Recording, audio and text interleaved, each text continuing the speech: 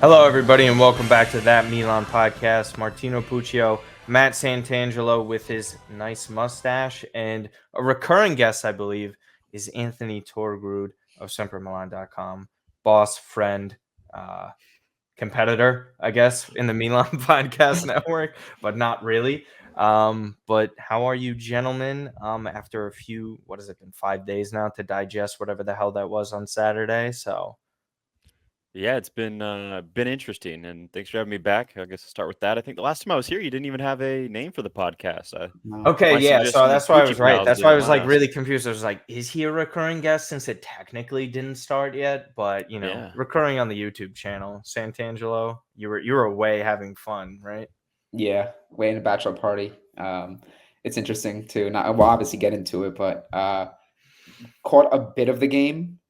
So we were up 2-0, and then I went to do like this huge like drinking golf scramble, only to find out that we absolutely blew it and it was 2-2. And I was like, Yeah. I gotta make sure this doesn't affect the game. But yeah, that was bad, It man. was it was bad. And if there was one person that actually thought it would go this way, it was Torgrud. I would know because, well, one, if you watch and listen to the Semper Milan podcast when the topic of the Lecce game came up, Mhm. you would know what he said, and also just from cutting the clip up. Um, 9 a.m. start, I believe it was. So that was the early indicator that things usually go south for this club since what, 2010, probably, I guess. And Mhm. just when things started going bad. And Lecce is always a difficult match. They were one of those teams last year that were giant slayers. Matt, we talked about that on the pod prior to Mhm. this. But Torgrud, you basically nailed it. It really kind of didn't go the way that it was over the 90 minutes. It was really a story of two halves. Milan were fantastic in the first half, I thought, creating plenty of chances. Unfortunately, Reinders hit the post after scoring that goal. So even when things go very well for him and he finally scores, there's just that one little thing that was like, well, maybe if he really was a good scorer, he would have finished that one off. I don't blame him too much. It happens. He scored a goal. If it wasn't for him, we don't draw. And for a couple of things. But yeah, it was a dogfight, mistakes with substitutions. You guys already touched upon this on the Semper Milan podcast, so we'll let Matt go first with this. Matt, just like the result overall, blowing another 2-0 lead now. After such a good start to the first 10 games, which Mhm. was kind of, I guess, an obstacle that everybody wanted to put to kind of evaluate after at one point, like, can Milan get through these 10 games in Serie A? Can they be in a good spot? And can they build off of that when the schedule softens up? And they were great through the first 10 games for the most part. Um, and then they basically undo everything over a couple of match days by dropping points to Udinese and now Lecce. Yeah, I mean, we're about a third of the way through the season, give or take. And yeah, you mentioned it, right? Like we entered the previous international break, riding high, and obviously a little bit of luck, right? That was Giroud in the goal, and we somehow managed to pull out a victory against Genoa, and we were top of the table. And I know people thinking like, you know what, like this is not the conventional way to win games and get results, but at the same time, you do need some of these like ugly, disgusting wins if you are going to win something in a given year. I mean, how many did we have in that Scudetto year, Yeah. right? So I kind of take it as a one-off, but yeah, how we've come out of that international break has been very disappointing, to say the least. And I was stunned, honestly. Like, and not with normally with this team, I've seen everything over the years, but I was stunned for the fact that we had such a great performance, like a team unifying collective great effort in that PSG game. And me, Martino, you and I talked, and I was like, "There's no way you can come out here and not get a victory, not put a victory back in the column." And we tend to do that, right? Slipped up. You mentioned the first half was fine. There was more goals to be had, but Magnon made a great save. As a team, we looked like we were sharp. Yeah. Giroud getting a goal. Reinders getting off the schneid and getting his first goal for Milan. So it kind of felt like it was going to be one of those 2-0 wins, maybe 3-1. They get one, we get one back, and more or less aligning with what our predictions were. Yeah. And second half, I mean, all credit to Lecce. I mean, they're at home. Most teams down 2-0 probably would have mailed it in. They wouldn't have the resolve, the fight, the character to be like, we're not getting anything from this. Like, Yeah. we'll see what we can do. But they fought. They created goals. Of course, it's Sansone gets a goal. Why wouldn't he? Um, and 2-2. And they absolutely could have won that game, Lecce. Right? They had Yeah, if one off the it post, wasn't for that he saved. mistake stomping on Shaw's foot, yeah, they're incredibly lucky. Torgud, I think even the crazier part I would say is that Leao goes down injured, right? Well, that's not the crazy part. That's pretty normal these days, and we'll get into something with that in the comparison article that you guys had. But he goes down, they still score multiple goals, they're in control of the match, and kind of what Matt was saying was like, if Milan's usually in control of a match in recent years under Pioli, and especially when they won the Scudetto, they kind of don't let that slip away. It's one thing when you're in Napoli and the defending champs are there, that's kind of one thing, and there were silly fouls, but up 2-0 against Lecce, where you're creating, and even if your best two players are out, and Pulisic as well, Milan were playing really solid, and it really was just completely undone. What do you think it was? I know it's Musa mistakes. You guys really just talked about that on the pod, but was it so much that, or just really the approach too? Because the approach was, Chukwueze, there was one point, and Matteo Benetti brought this up on Paramount, like he was trying to slow down the pace of the game, because the faster the pace was going, the more out of control and in favor it was to Lecce. I know you kind of agree with that, but like, why do you think they took that approach despite being up 2-0? Yeah, I think it's just inexperience maybe from the newer guys that were in there. Obviously, Leao was gone, and Mignon was still there, and Teo and some of the other experienced players. But the guy who was brought on at halftime, Yunus Musa for Davide Calabria, that's a weird sub, right? He's not a right back. He shouldn't be coming in there. Pioli said he did it because he wanted speed. That doesn't make sense to me either.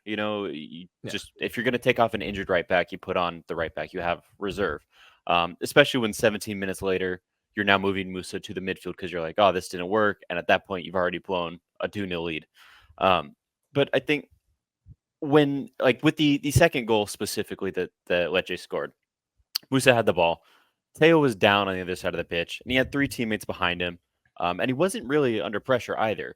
In that moment, when you just conceded one goal, you need to slow the game down. You need to get control over this again. You relax. You had the perfect opportunity to kick the ball out and even get it back. It's going to be a drop ball if they're going to show sportsmanship, which they will. You kick the ball out, and then you stop. We reset. But instead, he decided to dribble around a couple guys and obviously gave it away, lost it, shot it over, and then I forget the guy's name. He scored something with a B, but they scored right after. So, I mean, it's hard because I don't blame Pioli for that mistake, right? And I don't blame the system for it. If anything, Teo made the right call by going down so that we could slow the game down. I know he was on that side and ultimately became his man afterwards, but it shouldn't have been in a position where it was, right? I think there was a lot of factors that led into it, and it all just came down to maybe inexperience on the ball. When you have a 20-year-old coming on in a new position and he knows he's at fault for the first goal, he's going to try and make up for that. He's going to try and do something to either win one back or get ahead, and ultimately he gave up another goal. And you saw that get to him mentally, his frustration. When he got a yellow card shortly thereafter, it was a stupid challenge. He's just grabbing the back of the shirt and he's spinning him around, and then he throws a fit when he gets the card. And it's like, bro, you brought all this on yourself. What are we mad at here? It's like, just relax, just take a breather. Breathing drills are real. They help. There's a reason people recommend those. And I think that's what we needed to do. We needed to breathe. We need to slow down. You let one in, it happens. We've let, especially from corners, it happens all the time. But just slow down. Get your head back in the game. Matt, do you think this is a worrying trend? I mean, I think it is a worrying trend at this point. I don't think anyone's kind of dispute that. But just the fact that, like, what Torgud is kind of explaining, and that happens with young players, but this team as an 11 and what their expectations should be for this season shouldn't be doing this on a consistent basis. Like, this is a worrying trend now, like, because Milan, in my opinion, this is how I view a schedule in Serie A. So if you lose a game against Udinese, a really poor team, dropping points against Lecce, that means you absolutely have to now take 3 points from those top 7 competitors for European spots to make up for that. Because if you drop an easy fixture, that means you absolutely have to win an important fixture. Like, I would even argue Fiorentina is a big one because they're a Conference League competitor at this point. They give us very difficult matches, and we'll talk about that a little bit later. But, I think this means teams are really not scared of Milan at this point because if you can keep going at them, they have defensive issues. We talk about individual errors for how many years now, right? Like, and especially the Fiorentina game. I think last year, I think when Zlatan scored his last ever goal was against Fiorentina from that penalty kick. I remember Teo having awful like errors where like, oh man, if Milan can stop beating themselves, well, when's that gonna happen? When's that mentality change gonna come in here? Because it's one thing, every fixture now and then where Milan's winning trophies, but there's legitimate regression, and there's been that through 13 matches. This is the lowest that Pioli has had through this amount of matches in Serie A since he arrived at Milan. So obviously that regression is there after spending all this money. What is it? What is it at this point? This team struggles to have that closer mentality, amongst other things. This as well too. I guess. Sorry to harp on Yeah. that. With the mental lapses, you toss in Giroud's suspension because 2 matches he kept going. By the way, he got that yellow and then he kept talking. I think that's just like you can't have that. And then the outbursts against Napoli. Sorry, but like just No, you're fine. This team, it really struggles to close out games. I mean, you're talking 2 blown 2-0 leads in the second half of games on the road in the last 3 games, league games. You have 2-0 to Napoli, blew it, right? Individual errors, Pellegrino. I forgot who had committed the foul at the edge of the box that gave Raspadori the free kick. You had Romero. Adley, right, who committed the penalty in the Udinese game. And then you have this, right? You're up 2-0. You're in pretty good control. Like that Napoli game and the Lecce game feel very similar, but you have a stark contrast in the strength of the opponent. And like this team's really struggling with that. And I think, look, I'm not saying that, Zlatan would come in and immediately shake things up, but and people laughed at the whole, well, he didn't play any games last year. He was getting paid 1.5 million net, and to be basically a glorified cheerleader. But this team really does struggle with mentality. And in matches like this, if you want to do anything serious, you have to close these games out. Like you absolutely have to. You can't blow a 2-0 lead to Napoli. I know they're a good team, granted, but they were struggling under Rudy Garcia. The team of 2 years ago with less talent, with Salamakers, Junior Macias, we closed that game out. We do. We absolutely close that game out. Absolutely. And I agree with you, Martino. I think that teams are looking at Milan and they see that they're fragile. They see that they're susceptible to individual errors. And 2-0 is a dangerous scoreline to have, especially going into a halftime, right? They did that against Napoli. I was like, careful, because we have injuries at the back. Sure enough, we committed 2 errors, and lo and behold, there's 2 goals that really could have turned into a defeat in that game. We get a draw, and then we could have lost this game. So something has to give. Milan has to really be able to close games out. And now you're asking the team to essentially play, its best football and win, not necessarily settle for draws against the top 7 teams, which with all our injuries, with how week to week we are, how performance to performance we are when it comes to, the great ones against PSG, where we look almost perfect in most compartments and everyone's sacrificing, to days later switching off and blowing a 2-0 lead to Lecce. Like, no offense to Lecce, but like if you're a serious team, you win that game. And you win that game relatively comfortable. I know it's Serie A. I know Lecce have this sort of reputation for being able to take points off top teams, but come on. Like, that comes down to coaching. That comes down to getting the players to be sharp mentally. To Torgut's point, Musa, like someone's got to be able to wrap around the shoulder and be like, mistake happened, but let's regroup. Like 2-1, move on. That can't happen. And to build on that, I think like the whole team is nervous that they're going to be the next one to do it. You look at the pattern, you take out the PSG game, you isolate that, and you just look at the league. But between now and this international break and the previous one, we played 4 games. We got 0 wins. We had a 1-0 loss, followed by a 2-0 lead that we blew, followed by a 1-0 loss, followed by a 2-0 lead that we blew. And if you go through all of them, Musa's silly mistakes lead to goals. You see Adley giving away a penalty to Udinese. Fuck me. Sorry. Udinese. You see Luca Romero giving away the penalty, the free kick in Napoli to concede a goal. You see Chao getting a red card against Juve that led to the deflected goal and all that. It's like when do we get a break? When are we going to say, okay, we made a mistake. It's okay. Relax, get our head back in the game and go. But it seems like as soon as we make that mistake, we crumble and we can't do anything to get out of it. And the craziest thing too, just to add on to that before Martino, you chime Mhm. in, with all the injuries piling up, like everything becomes more magnified, Yeah. right? Like when you have players playing out of position, making mistakes, you have to be that much more perfect because the margin of error is much thinner. And Yeah. again, like in years past, it would just be just those different margins against like a Verona, right? Where it's like we have injuries, Krunic gets a goal and we win, right? We're Yeah. not doing that. We don't have, I feel like in my eyes, in my view, we don't have that sort of edge to us this year. And I'm cool with winning some games sloppy. Like if we held on 2-1 and beat Lecce, I'd be like, all right, I'd understand that these things happen. Let's just take the win and get out. But every game feels legitimately worrisome for me. Like every single one, despite having these brand new players that everyone's raving about, like Loftus-Cheek and Pulisic and Musa's having a great game.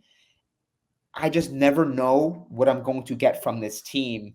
And that's frightening. Like our play style, are we going to be able to defend leads? Are we going to be able to score goals? We go through dry spells, right? Like Giroud scoring, Leao gets the goal in PSG, but then we're just committing like disastrous mistakes. It's like I don't know what type I mean, of even in that identity game, we have. even in the results where there's good results, right? Like Yeah. Roma, Tomori red card, really putting yourselves in bad positions. Genoa barely escaping with that. Magnan getting the red card. And then again, they're not even healthy or consistent enough to play in these big matches. Like Loftus Cheek's absence. It's a day and night difference. If Milan aren't going to win the Scudetto at this rate, I just don't think they had it. That's something I thought preseason, but if they were to win it somehow, the MVP is Loftus Cheek at this point, I would actually say. There hasn't been a player more valuable to them that's been stepping on the pitch. I know Pulisic and Leao producing, and you don't get wins or results without goal scoring and goal contributions. But the level of difference and the level of play where Milan is at with him is just drastic. And these results are terrible. Results-based business, and you're not picking up the ones that you should be. We're actually incredibly lucky this past week as to what happened in a couple of results. The Roma Derby draw, that's something that's very important for top four because people were getting on me after the great start to the year. Like, why are you worrying about top four? You should be aiming for Scudetto. Listen, I want to aim for the title, but the reality is top four is probably the most important thing on top of the knockout stages, right? Just be that level of consistency that the club want. I'm just saying how the club views it. They're not going to sack this manager like a lot of people want. It's just not going to happen. Look at the options. Napoli have to go back to Walter Mazzarri. What are we actually doing here? And that's a team that just won a title by 15, 20 points. Okay. Instead of what we have here. Nonetheless, you're taking over one of the biggest clubs in the world in the middle of a crisis. So with that, does your style adapt to what other managers are out there? And, there's so many different issues, but that's besides the point, I guess, right? So now we have to turn around in 2 weeks. Hopefully you get some players back because if Leao is out longer than what's anticipated, and this is just back to the injury crisis, right? And I'll bring up the article that Sempre Milan had for this, which is just basically translating to everything. And Torgrud's discussed this time and time again. 502 days of absence, the number of Milan injury issues, and compared. The most important stat in all of this, in which I quote tweeted, the comparison with rivals says it all as well. Milan have had 24 injuries so far this season. We're in the middle of November, the third international break, mind you. Okay. While Juve, who are 6 points ahead of us, have 10 injuries, and Inter, who are leading the league, have just 7. If you combine the two, there's still 7 injuries off of comparison. Okay. And we're barely off of them. I think it comes across as a more painful thing and frustrating thing because, people also want to point to this too. And Torgrud will let you speak to this. Everyone's like, oh, they're injury prone players that you bought and this and that. Some of them actually aren't at all. And these injury issues have been persisting, as you mentioned in that one stat in the one video I clipped. It's been over how many days again was it? Like we're close to 900 days or something. We're over it. Yeah, that article said 500 and some, and that's just for players that are on the team still. The real last time we had an entirely healthy squad was 921 days ago. I mean, that's almost 3 years. It's ridiculous. It should never be like that, But And we actually pulled up. It's funny you mentioned that. We pulled up a bunch of player stats that are on other teams now. Players we had that we thought were injury prone, like Romagnoli. He had dozens of injuries with us. You could pull it up on Transfer Yeah, Market. yeah, yeah. He's only been hurt once at Lazio, and it was a Yep. minor injury. Whereas with us, you could say he probably missed like 40 games his entire career with us. Oh. He lost a whole bunch. We lost Matt. Like their injuries never stop here. But yeah, a bunch of players who have left. Macias, well, actually, he's hurt right now as well. But Salamakers is gone, and he's been fine. A bunch of players that were injury prone with us are not injury prone elsewhere. A bunch of players who weren't prior, Mike Mignon, comes to us, becomes injury prone.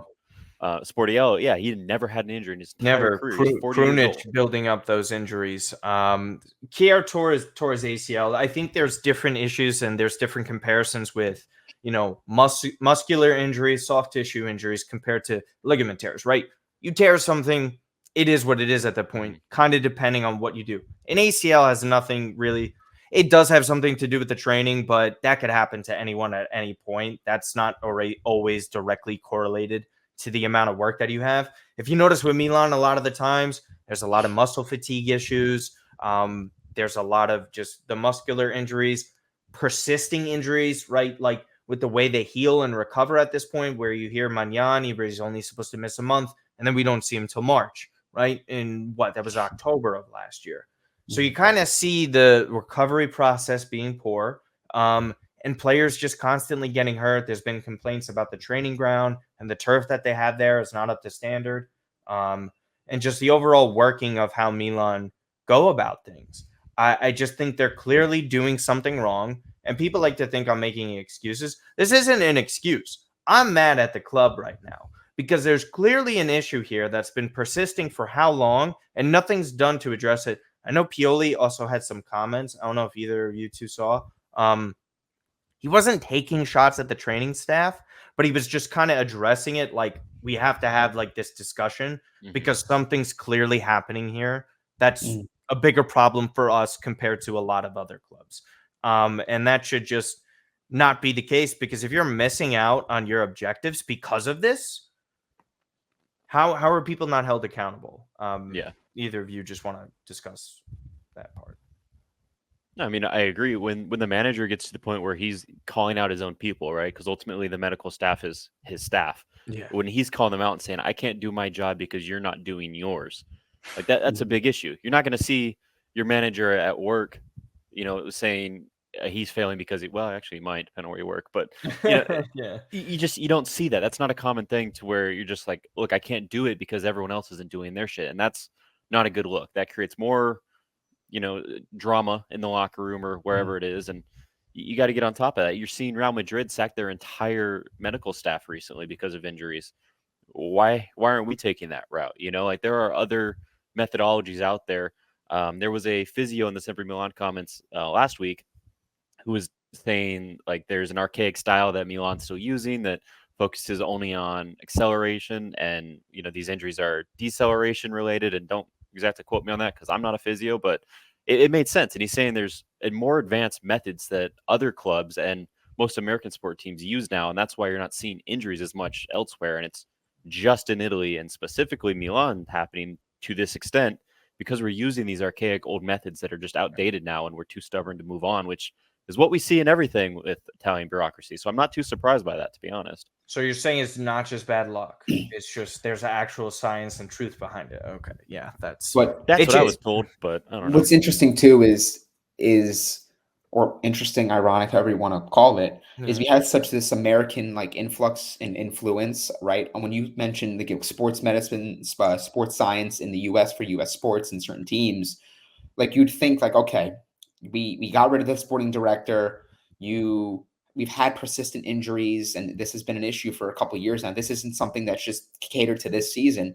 You'd think that given that we have such an American footprint, we would be able to at least take certain things from how American sports operate on the medicine side and the physical side, and be able to implement that, right? And be able to find a solution. Now, look, I'm not saying that, we get a brand new medical team and then all of a sudden we're going to start playing great and we're going to start not committing errors, right? There's things like that do obviously come down to just simply mental lapses and inability to perform. But there's something to be said about how stocked these football schedules are, not just for Italian teams, but for the Premier League teams, right? Yeah. That's why depth is important. That's why preparation is important. All these sorts of things we're talking about here. You can get the great quality players, but if you can't keep them on the field and you can't keep them, able to maintain this level of performance at a high level and to do it as often as we are asking them to do it with their schedule we have, then that's a problem. I don't care what types of players you get. If we can't keep them on the field and we can't let the coach have, the availability of his guys, then what are we doing here, right? So I think that has to be a conversation. Like, we can come on here, we can talk to people in the comments and talk about, well, this guy needs to not play here, he needs to not do this, Pioli stinks, he should get fired. I'm like, I get it, but there's a lot broader conversation that needs to be had when it comes to this prolonged problem that we have in keeping players healthy, because we're going to keep recycling players. We're going to keep asking, certain guys to do certain things and play above their limitations when it comes to minutes, when it comes to out of position. Like, these guys have a lot of miles on them. Like, even Florenzi, like, we're one injury away in certain departments where we're asking like Camarda to come on and play, right? Which I saw that was a report like that he might get called up with the injury crisis we have. So it's just a mess, and I'm scratching my head because I don't see these sorts of problems with some of the other teams, like our Inter having players dropping left, right, and center, Juventus, Atalanta. Like, I think it's like a bit of it is a slow rebuild, right? Like, I don't think you could uproot the entire system overnight. Yeah. Like when Jerry came in, he left everything the same that first year. He didn't even sign new players, like maybe 3 or 4. And then it failed. And the first inclination as well, the coach failed to get rid of him. But, supposedly Pioli said, hey, I didn't get the players I wanted. It's not my fault. Yeah. Okay, Maldini's gone. We'll get you your players you want. Now it's your year. Now, if you fail, you're probably gone this year. But if he says, it's all medical, okay, we'll get new medical staff. So maybe, it's one step at a time, just finding these problems and eliminating them. And it's not going to fix everything, obviously. Like, you're always going to have issues, but I think that might be the mentality that Jerry has with this. I'm not sure. I haven't spoken to him, but but still, like, even if you cut Milan's injuries in half, they still have the most. It's like that, and that's substantial. And like half is like, you can't have that happen. And even if you want to go and talk about the recruiting of certain players, well, Pulisic has played more than he did at Chelsea already so far. Yeah. So he's already doing that. What I think he's not afforded is the fact that his backup is getting injured at one time and he's forced to play more, which is really the kind of frustrating part. With Loftus-Cheek, that's a little bit more understandable. There's been depth there in the midfield department outside of, like Krunic picking up the injury. I just think something has to change, because it may not cost them top 4. It actually might just cost them the knockout stages, because if Rafael Leao is not ready to go for the Dortmund match, good luck trying to beat them. That's the rumor. It's hopefully he can. I saw Loftus-Cheek was also training separately, but it is international break. I won't take away too much from that. But there are some exciting and positive stuff that we could at least talk about. So we could hop into this. I'll get the official announcement that we have up here. But Torgrud is going to have some neighbors, and they're coming from Italy. Milan are opening up their first USA academy. It's going to be in Virginia. So you were saying like not too far from where you are. But it's in Fairfax. Oh, go ahead. Yes. Go ahead. Yeah. No, you're good. The AC Milan Academy Virginia will officially open in the spring of 2024 in Fairfax, Virginia. It's relatively, it's not East Coast, but it's on the East Coast. Just for everybody that's not from the U.S., just to basically tell you where that is. The training program will directly involve boys and girls from 5 to 17 years old, an elite technical program that will support them in the sporting and personal growth. Milan will spread their experience and tradition through the team of sporting professionals who are specialists in the Rossoneri method. So we're just going to get our guys, bring them over here to the United States, and develop. I mean, this is always exciting. You always hope that it would be a possibility as a kid to just not even be good enough for the academy, but just that opportunity right there to kind of grow through one of the biggest clubs in the world. It's a unique experience. We know how youth development over here is in the United States. For a lot of people, it's very expensive, especially the top programs. Hopefully with something like this, we can tap into that area. This is a very wide range of ages, by the way. 5 to 17 is pretty damn massive. So again, I think this is just all exciting. So what were your initial thoughts toward Giroud, since it's so close to you, and then Sant'Angelo?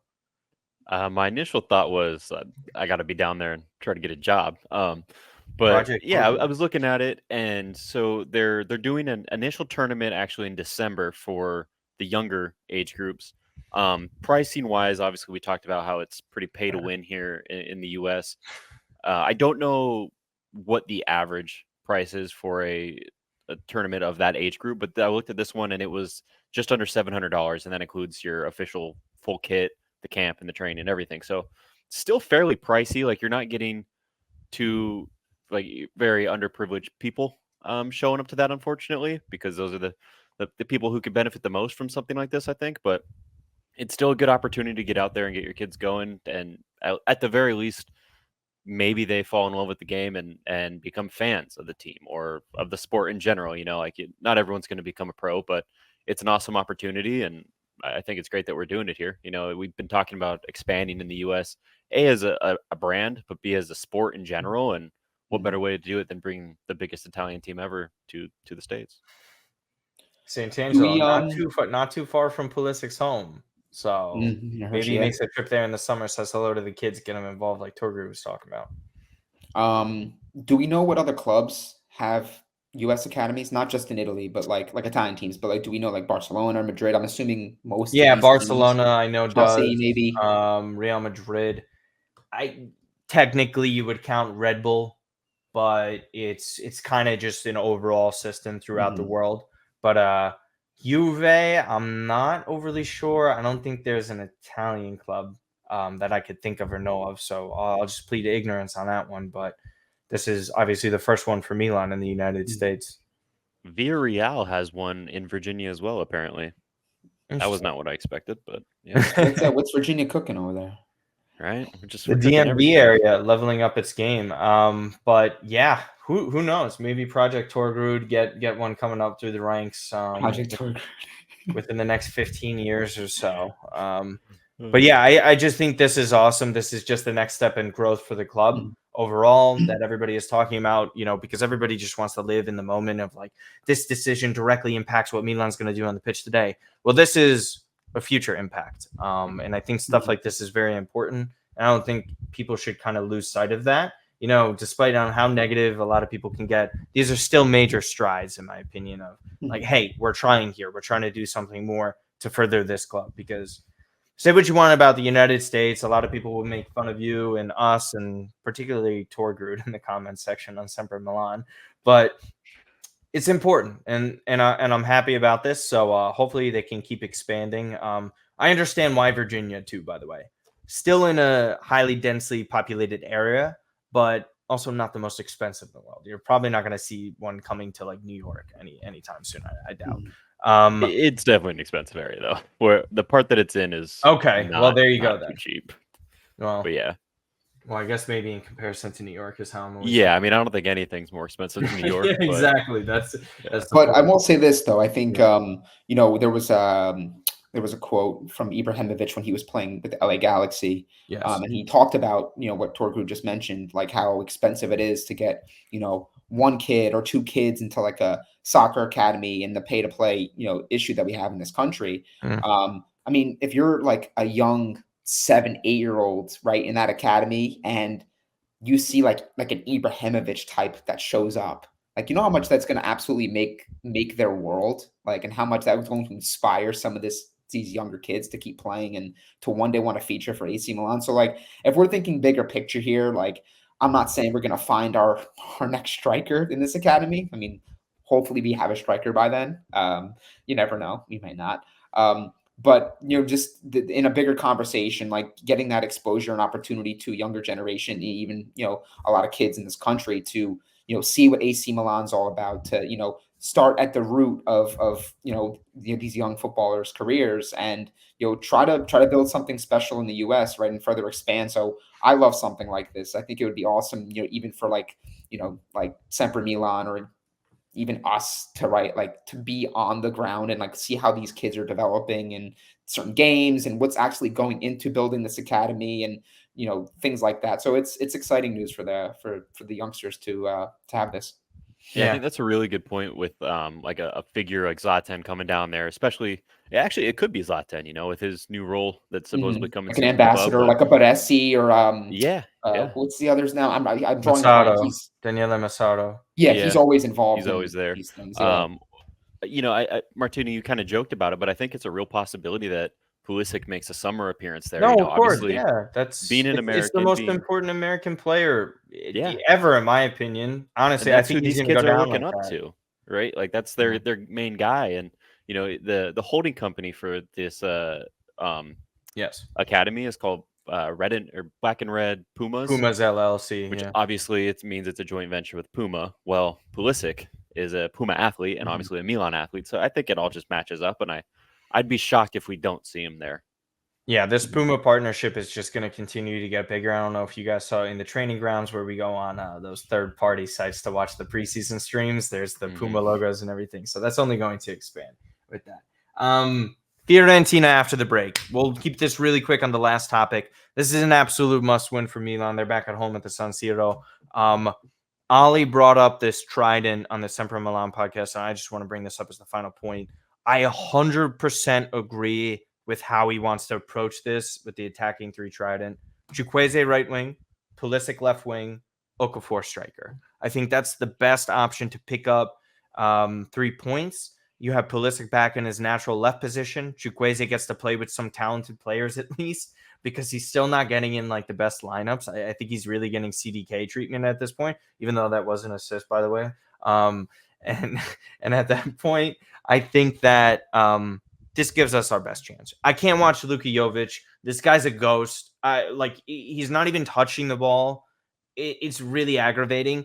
And I just feel like Pioli's going to go with Jovic up top because he's playing against Fiorentina, where he played last year. And he's like, oh, well, he could score against his old team. He's got a shot at this. No, don't fuck around anymore. Just be serious about this. Go with the 3 best players that are Okafor.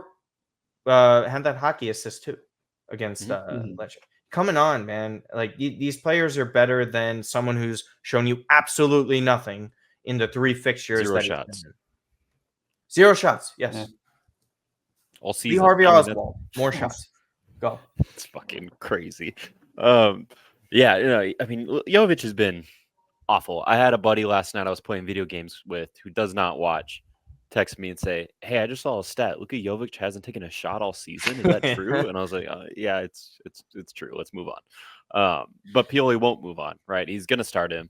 He's probably going to throw Okafor on left wing and Pulisic on right wing, and then Jovic up top. Like, that's what I'm anticipating. I agree. I think having both our wingers out there and Okafor in the middle is going to be more dynamic, and it'll probably be better for us overall.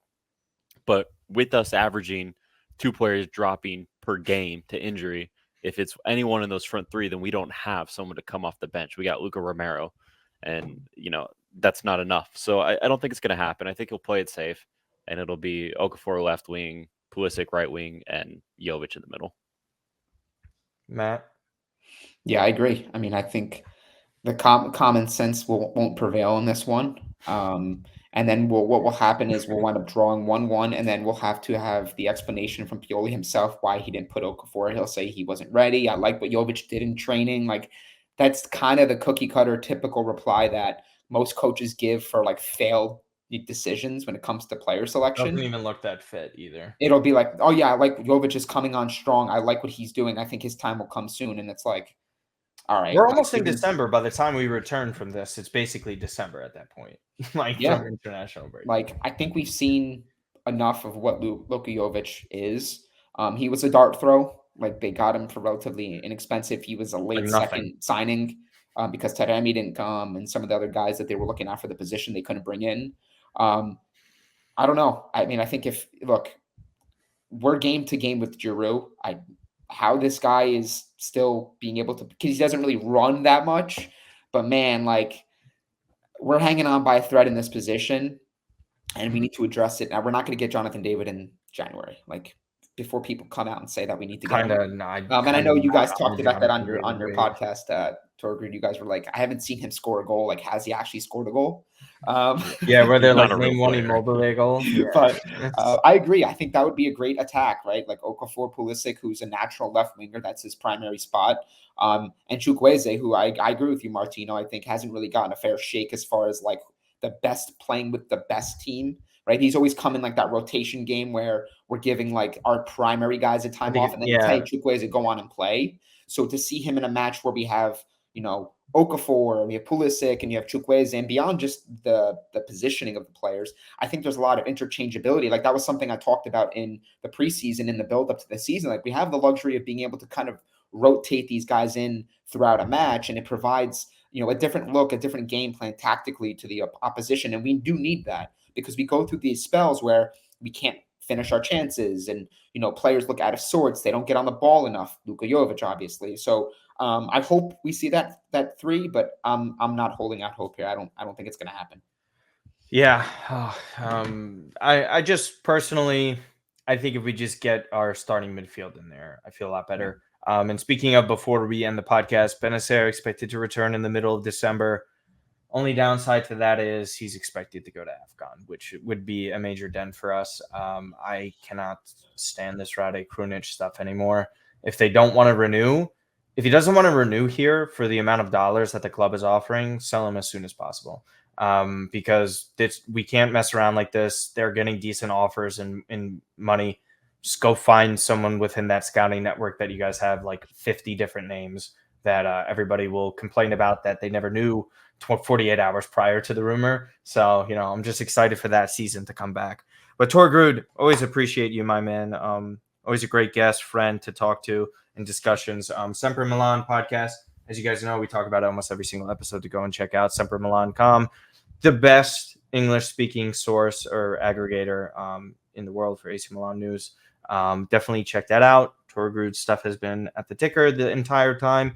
Any other exciting news to bring up? Nothing really different because I would probably know about it. But yeah, you would know about it. So no, I think we got it all covered. yeah. So yeah, obviously go and check out all that stuff. Go and see all the clips that I post on there, and that involves Torgrud in the podcast. Santangelo, any fantasy stuff or advice that you got for everybody listening? I put out an article last week. Kind of got the Roma Lazio game wrong. I thought it would be a little more open. It was kind of a snoozer. Awful. Lineups were atrocious. Yeah, but I'll be probably having something on more, like Milan-centric topics during this international break, which, man, Lord knows I've needed this international break. I know we kind of scoff and, get a little bit annoyed when this comes up. But man, like this team depletes me, man. They kill me sometimes. So a couple weekends off to just do some fall activities or something would be man. Torgrud's favorite time of the year, pumpkin spice season. I've ingested too many. No, I know. Already. I remember you posted it. The only person I know that loves this time of the year more is my mother, who puts up a Christmas tree in September. I don't do that. To me, the tree can't come up until after Thanksgiving. By the way, 6 trees up right now. 6. That's crazy. That's a lot. That's a forest, dude. You got a whole grove. It is, and not a single one is real. So I don't know how people judge with that, but yeah, all fake trees. Anyways, yeah, Martino Buccio for all that stuff. Yeah, I mean, we'll talk next week on the podcast, and before things start around again, we'll see how Team USA does. We'll see how Italy do. Closer and closer to potentially missing Euro 2024. Which Torgrud is excited about. But again, that Milan podcast, like, subscribe, give us 5 stars everywhere. And other than that, see you guys next time.